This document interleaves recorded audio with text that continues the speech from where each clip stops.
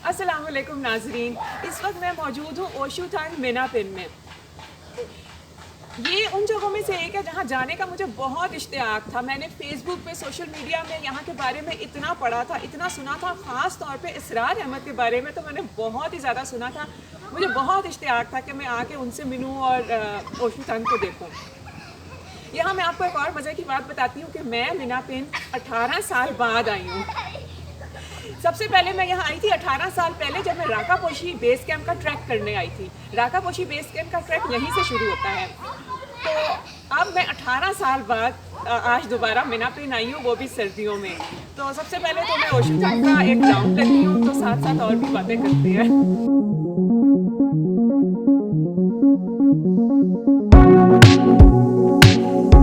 ओशू थांग में आते ही सबसे पहले तो हमें वेलकम टी पेश की गई।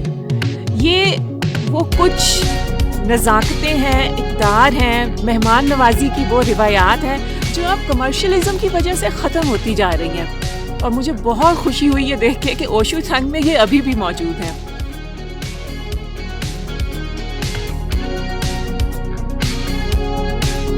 मुझे जब कहीं ठहरना होता है तो बंद प्लाजा नुमा होटलों में ठहरना बिल्कुल पसंद नहीं। मुझे हमेशा ऐसी जगहों पर स्टे करना पसंद है जहाँ की वाइब्स होमली हों, जहाँ होटल का नहीं बल्कि घर का गुमान हो, जहाँ आपकी मेहमान नवाजी की जाए, जहाँ कमरे खुले बरामदों और बरामदे खुले लॉन में ले जाते हों। और ओशू थांग में ऐसा ही था।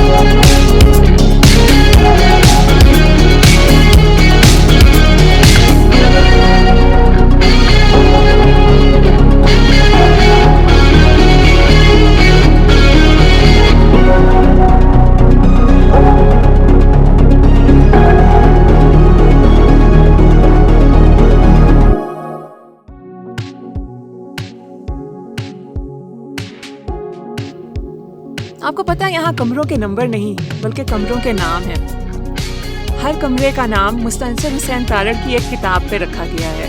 हरामोश नाकाबिले फरामोश, स्नो लेक, शमशाल बेमिसाल, केटू कहानी, सफरे शुमाल, नांगा पर्वत और दास्ताने हुंजा।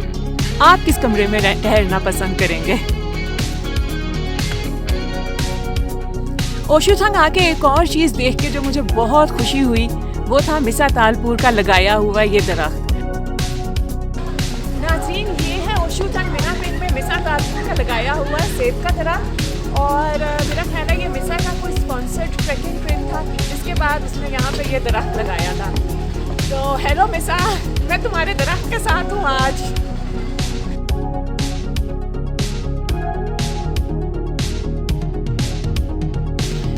नाज़रीन, सोशल मीडिया से मुझे पता चला था कि ओशू थांग में एक बहुत ही ज़बरदस्त मटन की हांडी मिलती है जिसे स्पेशल पत्थर की हांडी में बनाया जाता है। तो यहाँ आई थी तो उसे ट्राई तो करना था, और जितनी तारीफ सुनी थी ना वो उससे कहीं ज़्यादा अच्छी थी। मैंने पूरे हुंजा नगर में इतना ज़बरदस्त खाना आज तक नहीं खाया।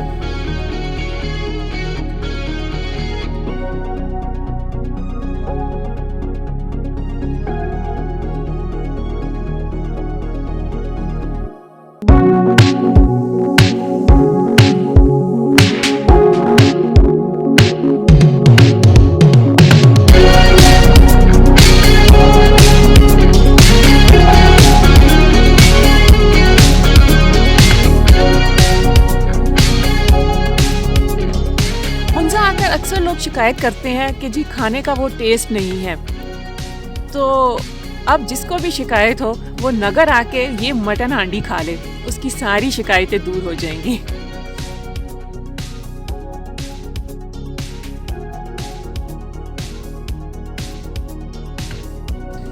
शायद ये देसी ना, ये चपाती वाला देसी। मैं अभी कहने ही लगी थी कि मुझे शुक्र है कि मैदे की रोटी नहीं मिली वरना तो बाहर से ना मैं अभी कहने ही वाली थी कि रोटी सही है।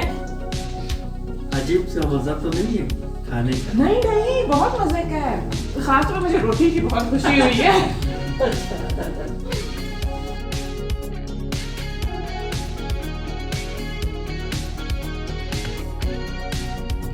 आपको पता ही होगा कि दरियाए हुंजा के एक तरफ हुंजा है और दूसरी तरफ नगर। हैरानकुन तौर पे जब हम दरिया क्रॉस करके नगर की तरफ गए तो वहाँ पे बर्फ ही बर्फ थी, जबकि दरिया के इस पार हुंजा में सारी बर्फ पिघल चुकी थी। इसकी वजह जो भी थी, लेकिन अब बर्फ देख ही ली थी, तो ये तो नहीं हो सकता कि बच्चे उसमें खेले ना। तो फिर हम थोड़ी देर के लिए बच्चों को खिलाने के लिए बर्फ में रुके और उसके बाद घर चले गए।